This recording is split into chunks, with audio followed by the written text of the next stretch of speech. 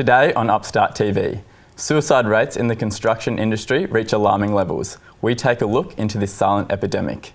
Later in the program, the growing trend of revenge porn is up for debate. We examine what happens when trust is broken online. All that and more, you are watching Let's Talk About It. Hello, my name is Stephen and welcome to Upstart TV. Joining me on the desk today is Ashlee Marsicovetere, Josh Barnes and Ashley Saliba. How are we today, guys? Good, how are you? I'm very good, thanks. Before we begin tonight's stories, we cross to breaking news. There's been another development in the death of 14-month-old Sanaya Sahib. We cross live now to Jacob Joyberry from Olympic Park in Heidelberg. Jacob, what's the latest? Thanks, Stephen. Safina Nakat, who had allegedly murdered her 14-month-old daughter, has refused to appear in court this morning and was later excused by her doctor due to mental health concerns. The hearing then went ahead in her absence. She was charged last night in an out-of-court session after CCTV footage showed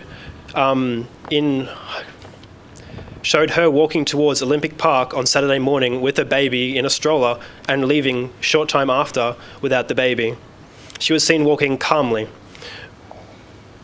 Originally, she said that her baby was snatched from the park by a man and that she ran back to the place where she was staying as fast as she could. Police and homicide squads have alleged that this is an entirely fabricated story and that she is indeed guilty. She has not applied for bail and court will go back to session on August 3rd. How has the community reacted?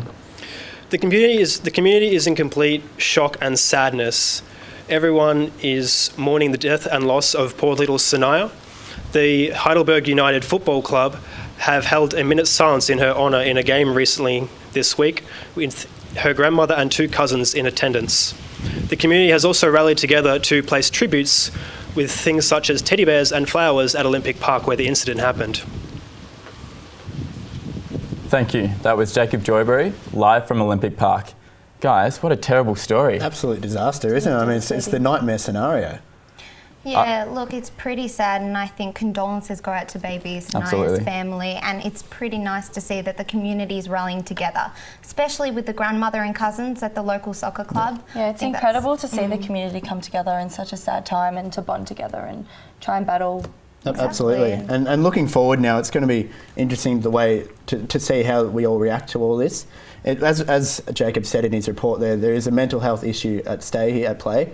And the way we deal with this is going to depend on that. We can't just throw her away in jail. No, definitely. Yeah. We need to figure out what to do and to prevent anything like this happening again. And more importantly, I think we need to focus on psychiatric help or just any type of help for mothers that are also experiencing the same thing. I mean, postpartum depression, any type of mental health issue, it's a normal thing, and we need to focus on these women getting the help necessary. Yeah, helping her get better and understand what took place here is going to be a big issue for us. That's the most important thing. It will be interesting to see how the trial goes and how society reacts. Exactly. To our first story of the night. Suicide rates in Australia are skyrocketing as statistics hit a 13-year high. The alarming rise of mental illness is crippling the construction industry, where workers are suffering in silence. Every 2 days in Australia, a construction worker takes their own life. They are 6 times more likely to die from suicide than through a workplace accident. For those under the age of 24, the risk is increased tenfold. With factors such as long working hours, workplace bullying, and a male-dominated culture, our construction workers are suffering in silence. It's a culture where perhaps it's not seen as okay to ask for help, that it's seen as a sign of weakness if they put their hand up and say, I need help with something. So people will press on and try to get through their problems, and then when they can't, they see suicide as the only answer to that. A few years ago, Matt Runnels was an eager first-year plumbing apprentice trying to make his mark on the industry. Battling severe anxiety and depression since the age of 17, he suffered constant abuse from his on-site supervisor. Abuse which led to numerous attempts to take his own life. Suicidal thoughts weren't a matter of how, they were a matter of when. They were pretty frequent thoughts. A big part of it was how I was treated in my apprenticeship, my 4 years. I've been threatened with shovels. I've had boxes of roof screws dropped on me. I've had things thrown at me.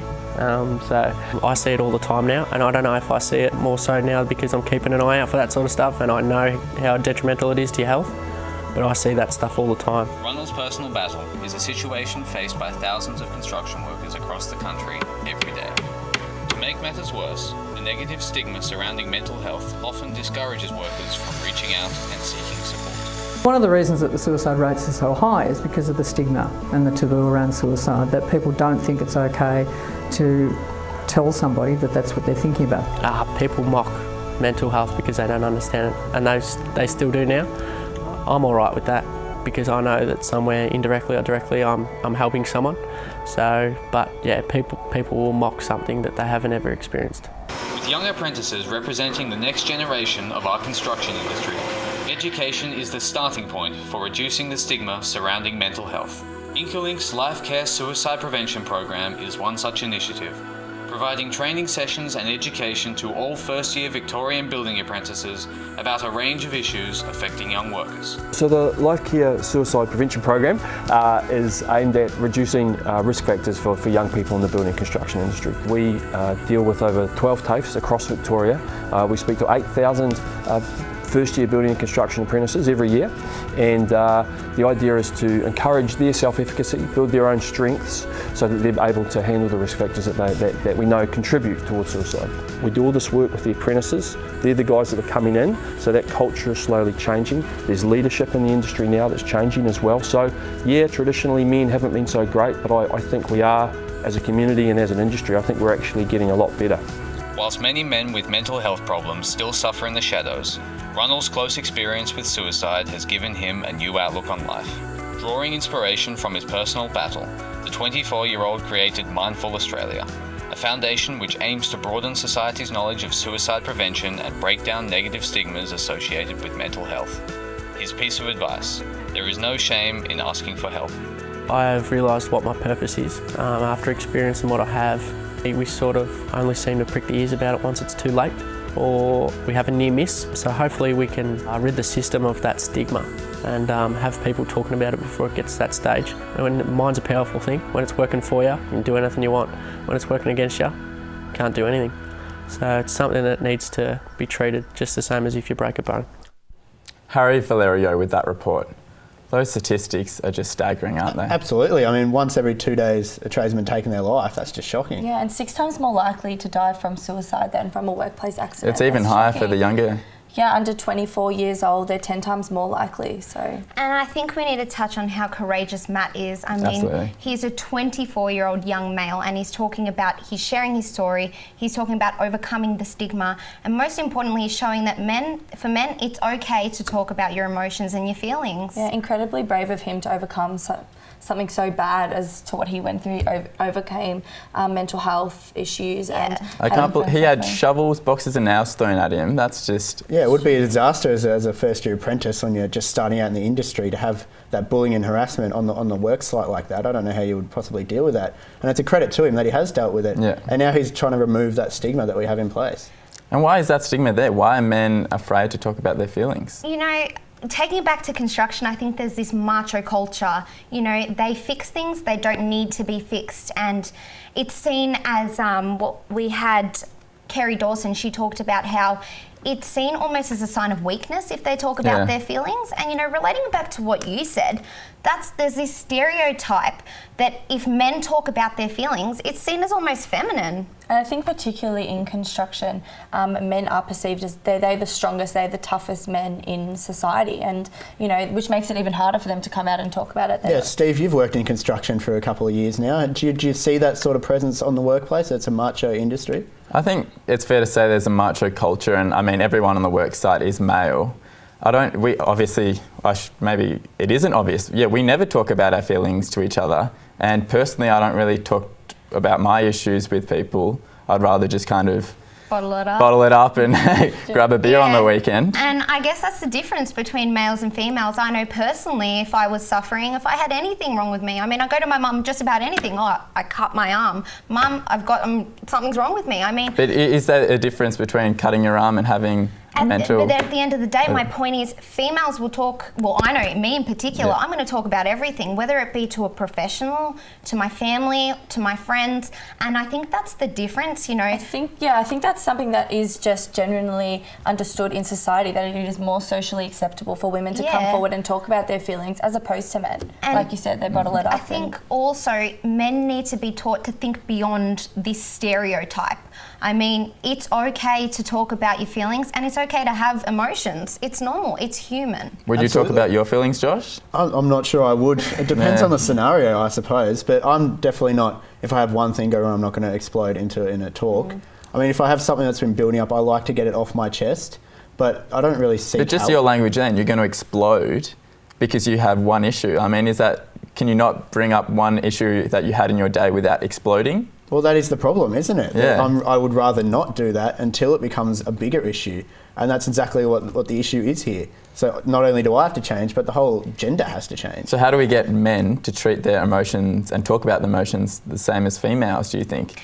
Is it education or...? It is education, but it's essentially just making them realise and normalising that we all have emotions and it's a completely normal thing to express them and to feel whatever you're feeling. It's not an abnormal thing to go through mental health issues.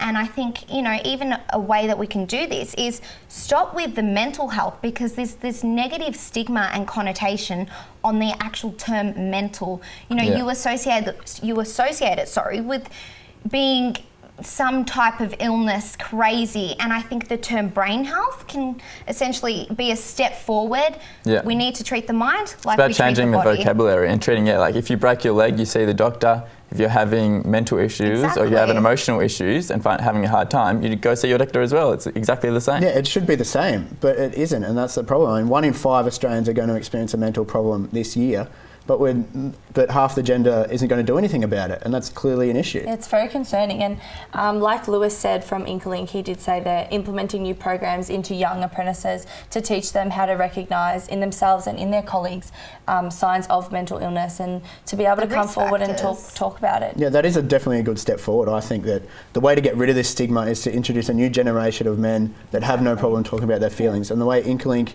is addressing first-year apprentices, I think that's exactly the way to go. We spoke to the federal member for Melbourne, Adam Bant, about this. Let's hear what he had to say. It's pretty shocking to know that every 2 days someone in the construction industry commits suicide. I don't think the current government's doing enough. This is a significant problem. They're not focused on it at all. Even if you do get the courage to stick your hand up and say, I need some help, it's not always easy enough to know where to go. There's not always a qualified professional at the other end. I think a lot more investment and a targeted strategy around suicide prevention is necessary. Is that what needed, more government funding, or do we need a societal change like we were discussing before? It's definitely the first step, I think, is the funding. Is the funding? As a way to introduce more programs like Mindful, like Inklink, to get out there and start this change. It's going to bring a societal change. Yeah, and to promote them, because we did just hear that even if men are courageous enough to come forward and talk about it, they're not really sure about where to go. Yeah, and look, I think, like I mentioned before, Matt's foundation, Mindful, that is a great example, and it's he's a great influence, because at the end of the day, we need to teach men to be emotionally honest within themselves. And Matt, he's 24 and he's saying, you know what, it's all right, I go through these stuff and I'm a man at the end of the day, and there's nothing wrong with that. I think that's pretty courageous. But talking about Matt, he made a Facebook post the other day. He was going to a trade site and was talking to some traffic management people, I believe. And his response when he told them that he worked in mental health was, why do you work with those idiots, loonies, and people screw with up top? I mean, that's what he's up against. How do you change that culture? Well, that's exactly the problem, isn't it? That those people are reacting like this to someone who's trying to help them, and I think that's going to help him as well. It gives him more motivation. Yeah, and that's I think he said that in start. his post, that getting that kind of response reminds him why he's out there every day talking to. It is a good indication of the negative culture though around it. That those two blokes standing next to each other just want to G him up and make each other laugh at the jokes that they're making when they aren't funny. They're just dumb jokes. Exactly. Yeah. And thinking back on it, I think at the end of the day, Matt mentioned previously, he said people that don't go through it and experience it will always judge it. They'll always make fun of it. that's where education comes in place. It is such a normal thing. It's not abnormal at the end of the day. And it's also where we can use people like Matt as an inspiration and Exactly. encourage people that have experienced that to come forward and talk about it and, you know, start that change that we need to. I think that's what we need. We need people across the society, leaders in the society, to come out and say, yes, I've had a mental health issue. I sought help. They helped me. I got over it, and now I'm better. Like Buddy Franklin recently had some time off. Yeah. He Now he's back better than ever. Now he's back better than ever. I don't know if Sydney won on the weekend. Josh, you're probably... I absolutely did. Don't worry about that. I'm onto that. It is, and it is inspiring, and for young men to see, you know, someone that is an idol to them or someone that they look up to coming forward and talking about it, it would encourage them in themselves to feel confident. And that's exactly where we need to break through. I think studies have shown that young boys before the age of 6 are more emotive than girls. But by the time they get to their 15, 16-year age, it's sort of been drummed out of them that they have to be the rock of the family or whatever that is. Yeah. And that needs to stop. Like, we have an even partnership in everything at the moment in society. So why do men feel like they have to be the rock of the family? Yeah, let's get rid of that stereotype. It's not needed. Essentially, it's not needed. I guess having more stay-at-home dads in society now is kind of breaking down that package that the man doesn't have to be the man of the house. I mean, I think over the last couple of years there's been a lot of change in society in the way men and women are becoming more equal in jobs and in things that they do, and you know that just goes to show that men need to adjust to this and be more confident in talking about their feelings. At the moment that sort of change is taking place, but there hasn't been any change in the rates of suicide at the moment, so that is a concern. Yeah, I guess that's all we have time for on this topic, but if you or anyone you know are experiencing difficulties in life, please don't hesitate to contact Lifeline on 13 11 14 or Beyond Blue on 13 22 46 36. And there's more information on Matt's story and his foundation on our website. Moving on to our next story, revenge porn. The sharing of photos online without consent is used as a tool for humiliation and degradation. It's an issue experts say needs our attention. Gabby Ianelli reports. Revenge porn is the media-generated term that describes a non-consensual distribution of images or sexually explicit content. 66% of reported cases occur through social media networks, with 22% occurring via email and 17% through text messaging. Dr. Nicola Henry, Senior Lecturer of Crime, Justice and Legal Studies at La Trobe University, explains more. Revenge pornography is quite a problematic term because it doesn't capture motivations beyond revenge. So for instance, perpetrators might be distributing or sharing intimate images of another person for a range of other reasons. So for instance, it might be because it's a fun thing to do. It might be that they're using it as a form of blackmail against a former partner or a current partner, or to get someone to engage in sexual acts against their will. Almost 1 in 10 women in Australia under the age of 30 have been the victim of revenge porn or sextortion.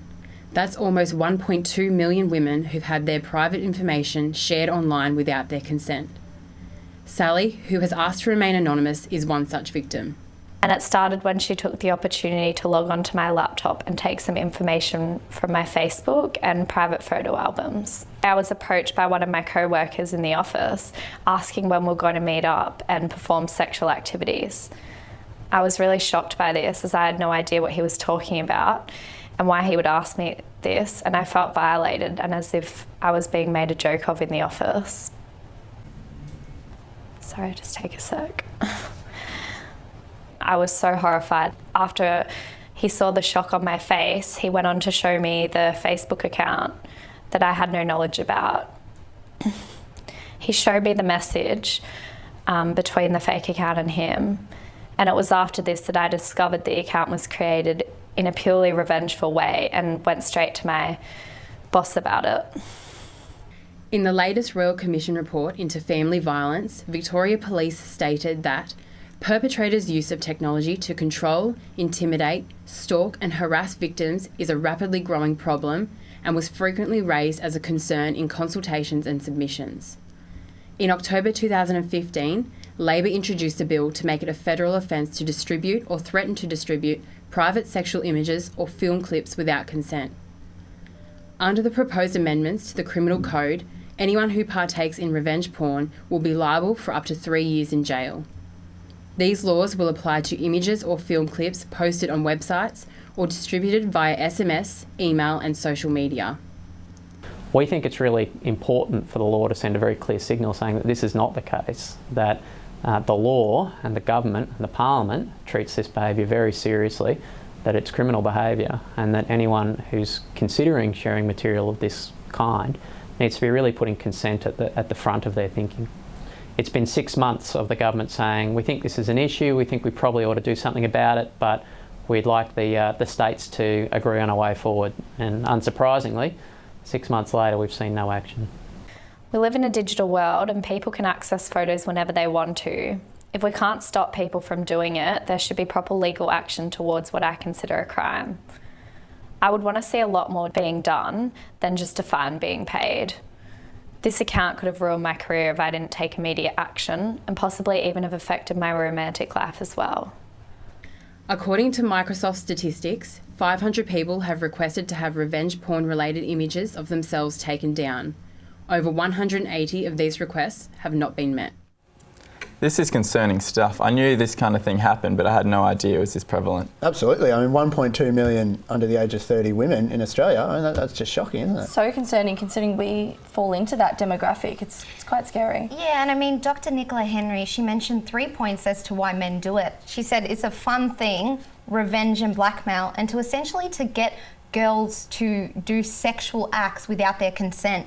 And the one that really frustrated me the most was the revenge and blackmail situation. I mean, you send a picture to your partner, whatever the reason, and you do it in a private forum, you do it over text message or email, whatever you do it on, you're sending it to your partner. Where's that trust and why is it being broken? Yeah, it's a good point. I mean, why are these men sharing the photos? I think that's the real problem. How do you, well, I guess it comes down to trust as well with the female partners. How do you teach a young man to respect his partner or ex-partner and not to do this? Yeah, look, I think it's in the culture as well. I think, why do men send it? And when I'm thinking about it, you know, do they think it's a cool thing to gain brownie points with their friends? Yeah. That's my fear, that they do just think, if I send this to my mates, I'll be really cool in the group or whatever that is. And so they just keep rolling through, all their mates do it, and then it just builds up, and it's just shocking. And it becomes socialised. If one person does it, another person does it, then it kind of becomes If your cool friend does it, then that's great. That means it's okay for you to do it as well. And that's definitely not true. It's not okay. Yeah. Yeah, and look, I think there's a lot of porn websites actually dedicated to revenge porn. There's their own genre on revenge porn. That's disgusting and concerning at the same time.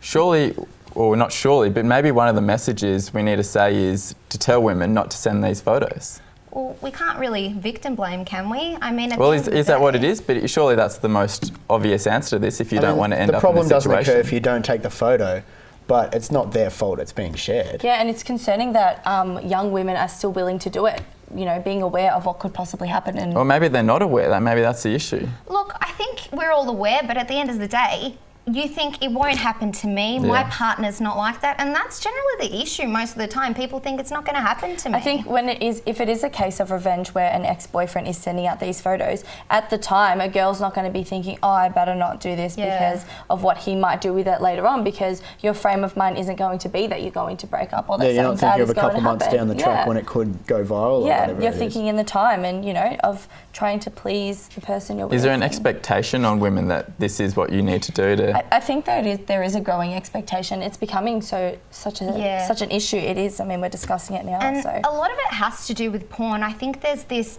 fantasy versus reality type of thing. You know, when males are... Obviously, it's so accessible. So when males are watching porn, you're seeing one thing, which is a fantasy. You're watching professionals do their jobs, and then you're kind of, because it's so accessible, you're thinking and you're expecting, well, why can't my partner send me this? Why can't my partner do this? I think the sudden saturation and accessibility of porn in society is definitely becoming an issue. I mean, if you whip out your phone and you just Google up some naked pictures, it's pretty easy to do. Is that what you're doing on your weekend, Jay? Well, I had to do a lot of research on this, Steve. I'm sure you did. But it is just available to you in your pocket whenever you feel like it. You've got the whole World Wide Web and you've got everything you want there. And what message are people like Kim Kardashian sending? I think we have some footage of a mural that it's of a Instagram that she put up a few weeks ago. It's her naked. It was done by a local artist in Creemore. What kind of message is this sending to young people? Is it you're empowered by doing this, or you should just, like, what message is this sending? Surely a young girl looks at that and says, my idol Kim Kardashian is doing this, I should as well. Look, I do agree with you. I'm a big fan of Kimmy K, so I'm going to be on her defence. But at the end of the day, yes, she has a responsibility as a role model and someone with such a big following. She'd be careful about what she posts. But I think there's nothing wrong with uploading a photo of yourself if you feel empowered, if you feel liberated, and if you feel confident in your body. There's nothing wrong with it. But if you think that the message she's trying to send out by doing that is to feel confident in your body and to be empowered, do you think that posting a nude photo of yourself is, you know, the correct way to promote that? I think that there are much better ways that she could promote that, and, you know, she does have such a strong following that she could use, you know, that more. How do you teach young girls about this? Do we need more education about sexuality? Where else are people going to learn about their sexuality if it isn't for people like Kim Kardashian or the porn industry? Definitely, I think sex education in schools has fallen behind on this for sure. When I was doing it, I mean, it's a long time ago now, I'm ancient, but there wasn't any discussion of the internet or sexting or any of that business in my sex education. So I'm not sure if there is now. We didn't even get sex education. Well, there was a report a few days ago from a school in Berwick, I believe, where they actually asked their Year 9 students to rip out the page of their textbook that had the sex education information on it. You two both just said that you didn't get sex education. Do you think that changes the way you perceive any of this sort of stuff? Personally, no. At the end of the day, you know what's right and you know what's wrong. And I think... Do you, though? Well, I mean, I do. I'd like to think I do. But I think we keep mentioning that we need to educate women. We need to educate men on morals. At the end of the day, the way they're brought up, you should know right from wrong. Doing this is a criminal behaviour and it's just morally wrong at the end of the day. I think that's the biggest issue Well, here. it's only criminal in our state of Victoria. In other states, there aren't laws covering this. There's some civil things that you can do. But otherwise, if you send a photo of your ex-partner unconsensually, there's nothing the police can do about it. Yeah, and like Tim Watt said, it does need to be treated like criminal behaviour. It's just not okay. Yeah, these people are criminals. They're not just basically bullying people. Or you're violating someone who's trusted you with something, and it's such a personal, intimate thing. It shouldn't be just a matter of clicking send and that's the end of it. And not only are you violating them, along with an image of yourself, sometimes comes your personal information. Not only is it humiliating, it's unsafe at the end of the day.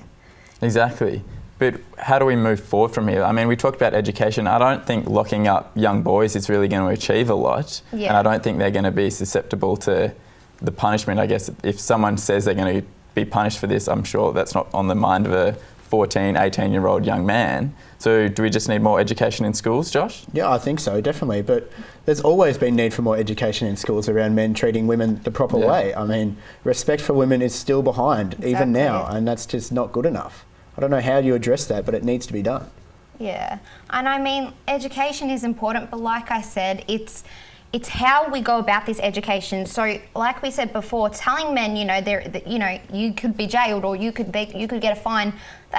We know that about murder. We know if you commit a crime, there's punishment. But I think the thing is teaching men respect. At the end of the day, it's morally wrong. Don't do it.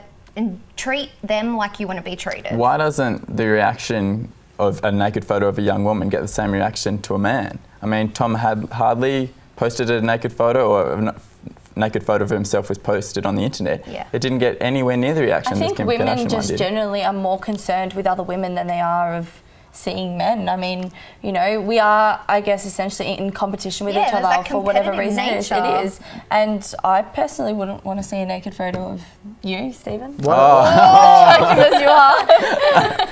But, I'm sure you'd like to see one of me, but anyway. I think this does come back to that sort of stuff where, why aren't men competing with each other, Steve? Why aren't you seeing Tom Hardy? I don't care what you look like naked, Josh. I'm sorry. It's too much discussion about naked, I think.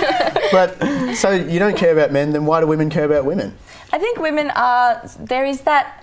it is unhealthy, that competition between each other. They're always, you want to look better than that person, whether it is naked or just, the way they do their hair or their makeup. And, it's just, it is what it is. It's sad. And, we need to encourage women to build each other up, not try and compete against each other and tear each other down. Hopefully we see some change soon. Yeah. That's all we have time for tonight, guys. Thank you so much for joining me on the panel. It's been a pleasure. Thank you for having us.